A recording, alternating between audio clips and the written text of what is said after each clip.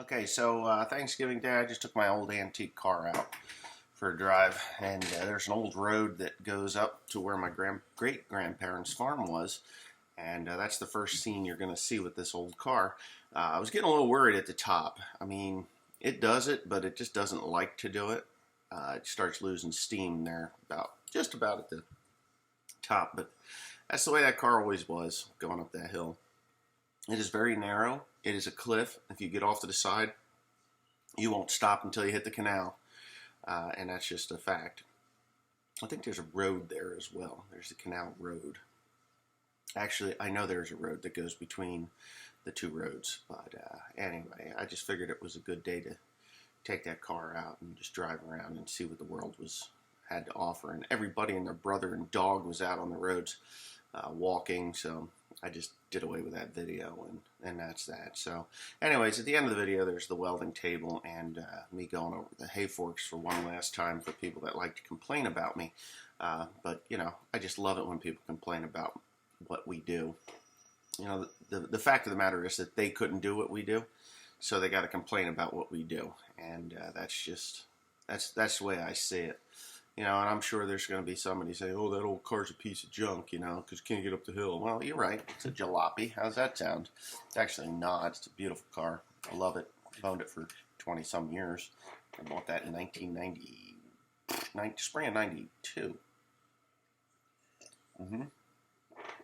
Spring of 92. So I've had that thing 28 years. Yeah. Almost 29 years. Anyway, yeah, thanks for watching. Hope you see this. Be at the end. The end is when you're going to see the steel. Yeah, that's when. So if you want to fast forward to that, you know, you can miss the car. But I suggest you don't. I mean, the car's cool.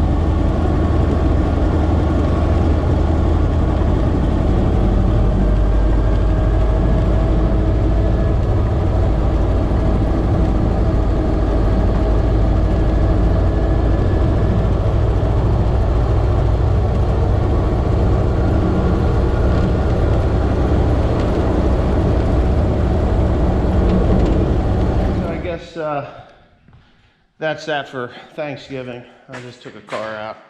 I haven't even had Thanksgiving dinner, and it's like 5 o'clock. I don't know that I'm gonna bother. I didn't get an invite to go anywhere this year, so, and I didn't really want to deal with this COVID thing anyway. Not that I'm terrified of COVID. I just don't want to bring it home to my parents, you know, because I see them all the time. But anyway, here's the table. Cody slapped her together. Here, someone told me that this table I should make that out of 1/2-inch plate steel. Well, this thing is 8 by 8. It's 8 by 8. 3/8 steel. There's almost $1,000 worth of material in this thing, between the welding equipment, the steel itself. I want to know what the distance between here is. We are going to be building jigs for, yeah, it's a little over 11 feet, almost 11.5 feet. We will be building jigs for the projects that we're doing. There's a little bit more welding that needs to go on to this. Yeah, so we opted to put skids underneath it, so if the skid steer breaks down and I'm unable to lift it, I can just skid it around with the front end loader or something. We'll be putting it over here, right here, like right here. This is where that table's going to be. It'll double for a catch-all and a welding bench or welding table. If it's, yeah. I mean, he put it together in just a few hours. It really didn't take much because there's not much to them. It's heavy as lead. I cannot pick it up. I literally cannot. I mean, I can move it a little bit, but I can't pick it up. 1/4-inch steel in the legs, and the subframe here, that's 1/4-inch tubing as well. And that center piece there, that is just 1 by 1 by 1/4. So, yeah, it's 1.5 by 1.5 1/4. That's all we really needed in the middle. Once you take this 1/2-inch steel, I mean, you can jump up and down on it. Here, I'll climb up there. A little bit of welding I think needs to be done to it yet, but I mean, what are you gonna do? Heavy duty welding bench. Nice thing is, just throw the ground onto the table and everything you're working on is grounded already. It is big enough that we can draw out jigs on here and mount the jig, you know, not draw them out, but make a jig that will slide over top of the table over the corners. And then as we're welding the pieces that we need to weld, we take that jig off, put the next one on. And there's a lot of money going to be involved in the jigs, because what we are building is, well, it's top secret, kind of, sort of. The building process, I cannot show you the building process of it. I'm going to show you the end result of it, and obviously we're going to start to manufacture them to a point if they work well. If they don't work well, then we won't manufacture them, but I'm pretty sure it's going to work well. I know I've been in this business for over 20 years, and and I know what works and what doesn't work. And it's like these forks here. And they retracted their comment too, because I thought it was kind of ridiculous. Welding plates over joints, what a mess. Yeah, I think was the comment. Actually, welding these plates over these joints is not a mess. That is strength. If they're going to break, in my experience with these things, they break in two places. You'll snap them off here. And no, this is not a peace symbol, like somebody said. You'll snap them off here, and you will snap them off down at the sockets. That is 3 by 3 square hollow tubing, but that's 3/8 inch thick, or 5/16 inch thick square hollow tubing. So it's pretty stout stuff on the bottom. This one here is also 5/16, and this is 8 inch. You know, and I got all kinds of criticism for how this thing was made. Like I said earlier, that I would be making this this thing more simple for manufacture, not for strength or durability. Obviously, these plates here, I like them. I think they work just fine. When I like them because I know I'm never going to break this off. I'll probably bend it here, which probably not because of here. This thing is just, we'll find out where it bends and breaks. Let's put it that way. And it's not going to be any place.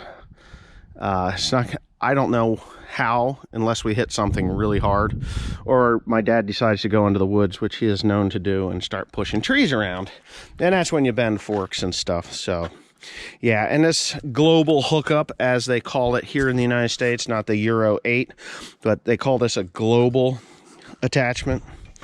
That's what came on the 6210R or this H380. You can get them the John Deere style, or you could get them this style.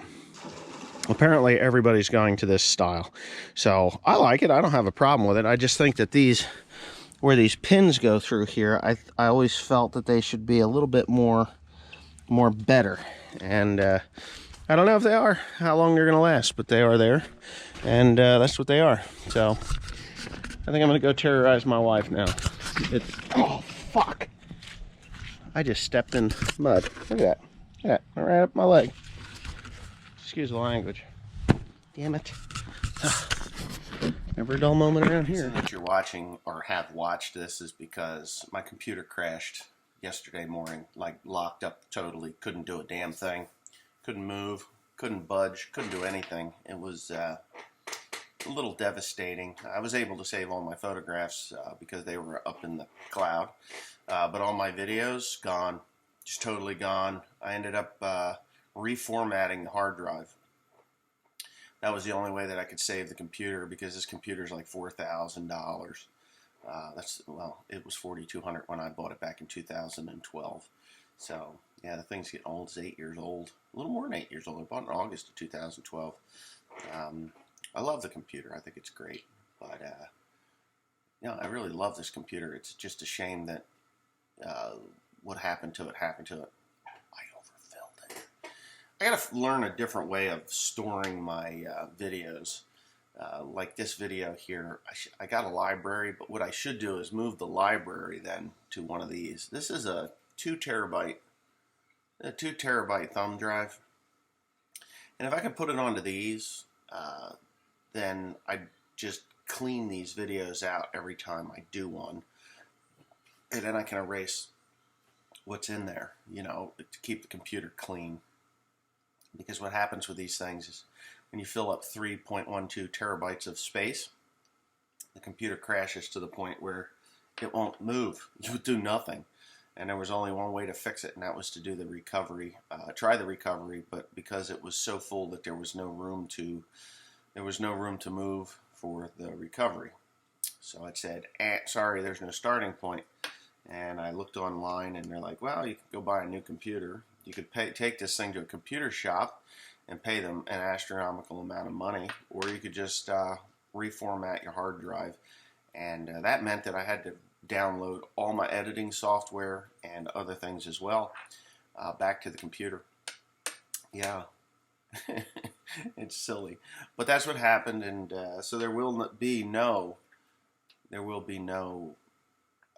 rewind video for 2020, which everybody does a rewind video, and who wants to see this miserable year anyway?